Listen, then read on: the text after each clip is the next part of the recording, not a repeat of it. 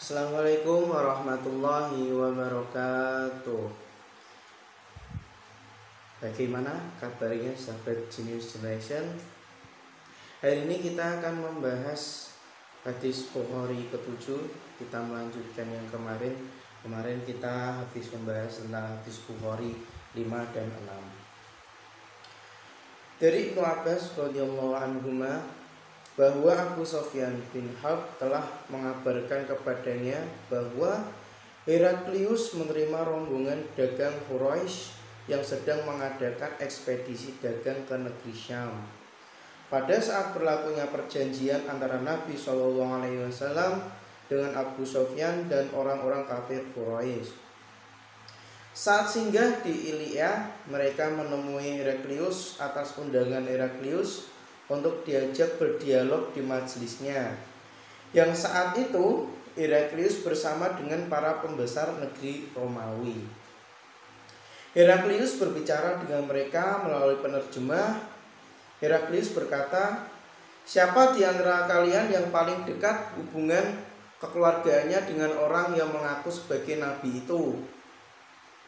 Abu Sufyan berkata, "Maka aku menjawab, akulah yang paling dekat hubungan kekeluargaannya dengannya." Heraklius berkata, "Dekatkan dia padaku dan juga para sahabatnya." Maka mereka menempatkan orang-orang Quraisy berada di belakang Abu Sufyan. Lalu Heraklius berkata melalui penerjemahnya, "Katakan padanya bahwa aku bertanya kepadanya tentang laki-laki yang mengaku sebagai nabi, bahwa jika ia berdusta padaku maka kalian harus mendustakannya. Demi Allah, kalau bukan rasa malu akibat tudingnya pendusta yang akan mereka lontarkan kepadaku, niscaya aku akan berdusta kepadanya."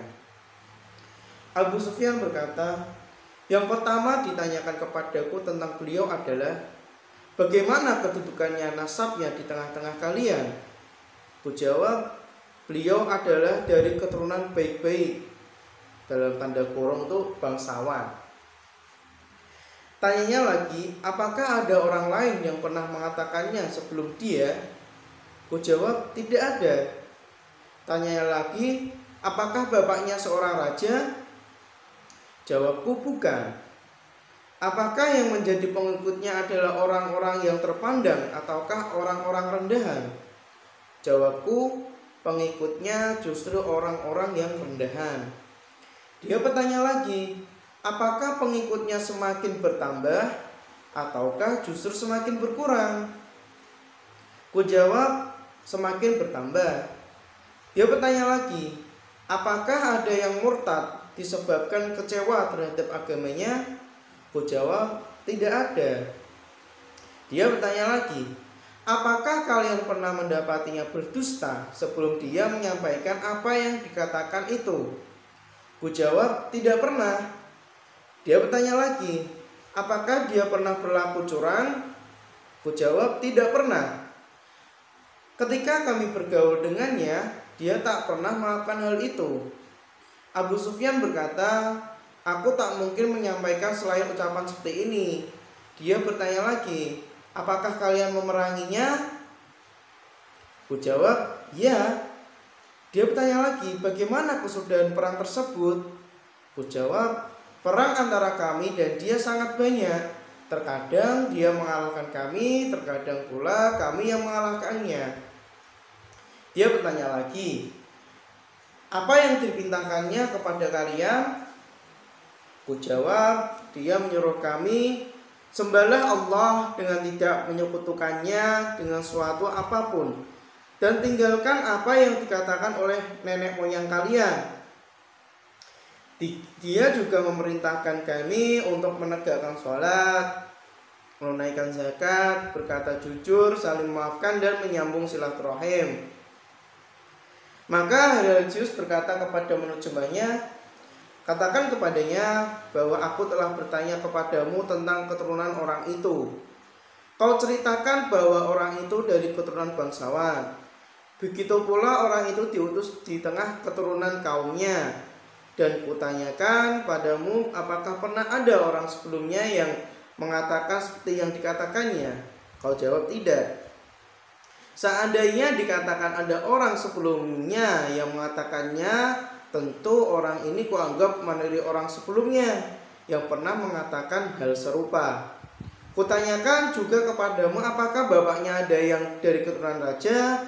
Maka kau jawab tidak. Kukatakan bahwa seandainya bapaknya dari keturunan raja, tentu orang ini sedang menuntut kerajaan bapaknya.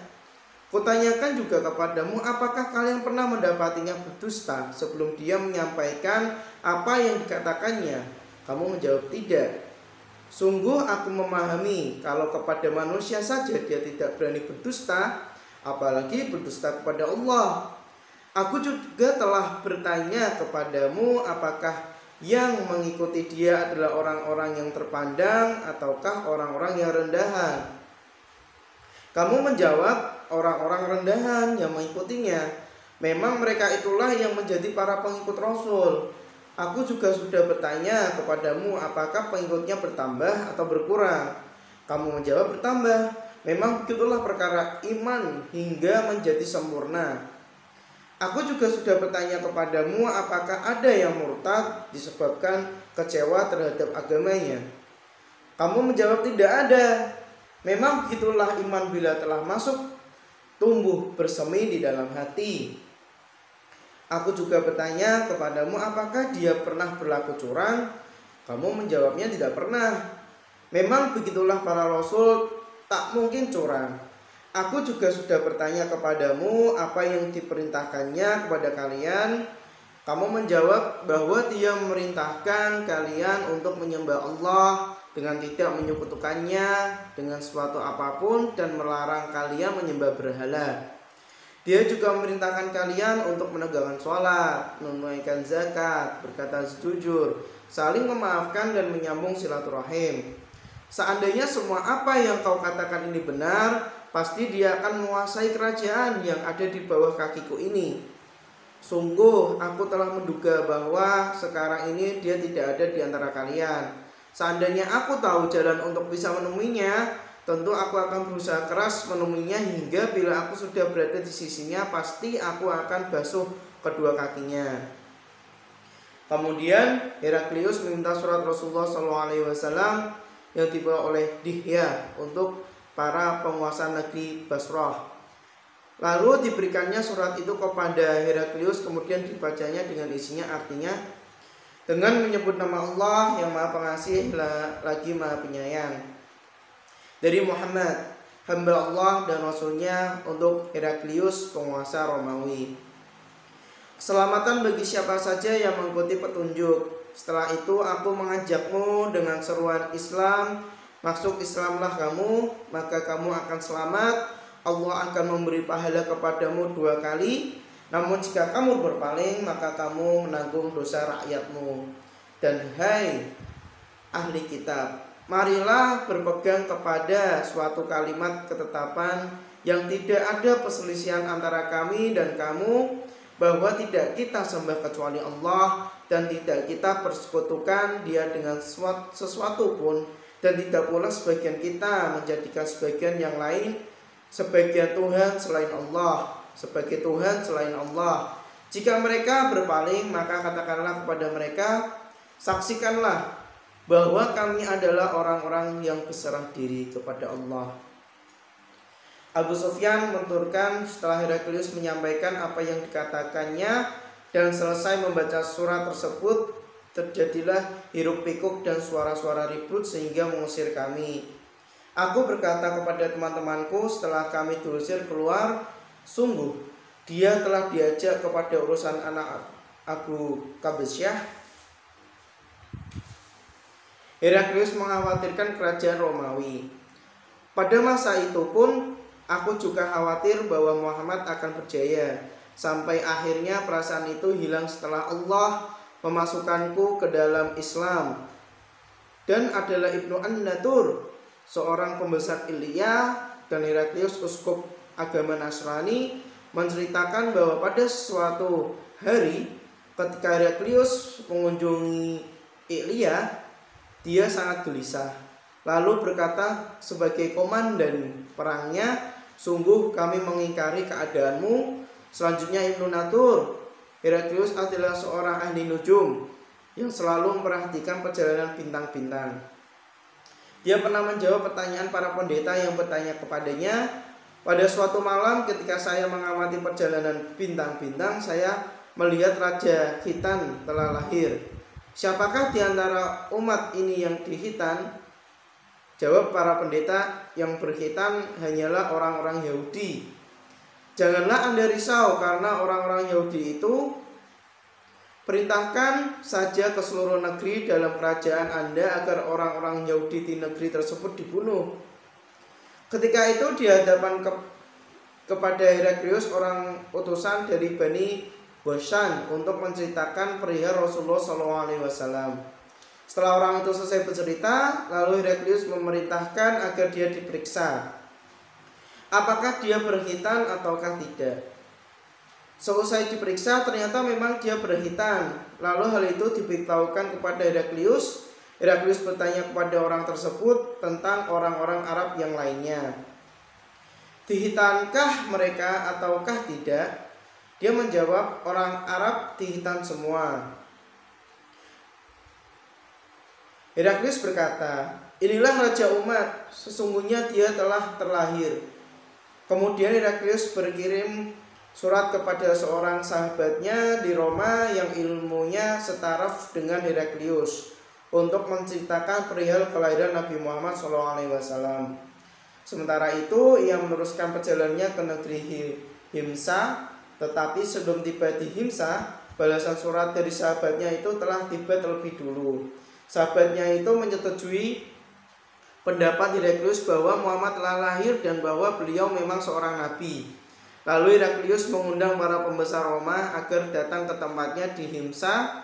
Setelah semuanya hadir dalam majelisnya, Heraklius memerintahkan agar mengunci semua pintu. Kemudian dia berkata, wahai bangsa Roma, maukah Anda semua meroleh kemenangan dan kemajuan yang gilang gemilang, sedangkan kerajaan tetap utuh di tangan kita? Kalau mau, akuilah Muhammad sebagai nabi. Mendengar ucapan itu, mereka lari bagaikan keledai liar, padahal semua pintu telah terkunci. Melihat keadaan yang demikian, Heraklius jadi putus harapan atas keimanan mereka, percaya kepada kenabian Muhammad. Lalu diperintahkannya agar mereka semua kembali ke tempatnya masing-masing seraya berkata, sesungguhnya aku mengucapkan perkataanku tadi hanyalah sekedar menguji keteguhan hati kalian semua. Kini aku telah melihat keteguhan itu. Lalu mereka sujud di hadapan Heraklius dan mereka senang kepadanya. Demikianlah akhir kisah Heraklius. Dari hadis Bukhari ke-7 ini kita dapat mengambil hikmah. Ini cerita tentang Raja Heraklius saat sahabat Nabi yaitu Abu Sufyan, atau ini masih kerabat Nabi, dia berdagang di Syam, terus ditanyakan tentang kenabian, yaitu tentang Nabi Muhammad SAW. Dan Heraklius ini dia sudah yakin bahwasanya Rasulullah ini utusan Allah, seperti itu. Jadi di sana antara Heraklius dan Abu Sufyan ini terjadi dialektika. Jadi secara tidak langsung tuh Heraklius tuh tidak langsung percaya, dia menguji apakah ini benar utusan Rasulullah atau yang Nabi Muhammad itu apakah benar-benar Rasul, seperti itu. Dia ada dialektika di situ. Contohnya apakah dia keturunan dari raja, apakah dia pernah berbuat ingkar. Nah ini sebagian menguji seperti itu. Apakah Nabi Muhammad itu benar-benar Rasul atau tidak? Ternyata dia bukan seorang anak raja. Oh, berarti jika dia anak raja, berarti dia akan merebut kerajaan tersebut. Terus dia tanya lagi, apakah dia pernah berbuat ingkar? Dan tidak, ternyata tidak. Dia tidak pernah berdusta, dia tidak pernah ingkar. Terus apakah pengikutnya itu semakin berkurang? Dan dijawabnya tidak, malah semakin bertambah. Nah, dari sini itu ada dialektika antara Heraklius dengan Abu Sofyan yang ditanyai kerabat Nabi. Ini sungguh luar biasa. Berarti secara tidak langsung Nabi Muhammad SAW telah diakui oleh bangsa Romawi. Padahal keadaan tersebut, bangsa Romawi itu termasuk negara yang besar, negara yang paling besar itu bangsa Romawi. Cukup sekian. Bila ada kata-kata yang salah, mungkin dari penjelasan saya yang kurang berkenan, bisa dikomentari. Cukup. Assalamualaikum warahmatullahi wabarakatuh.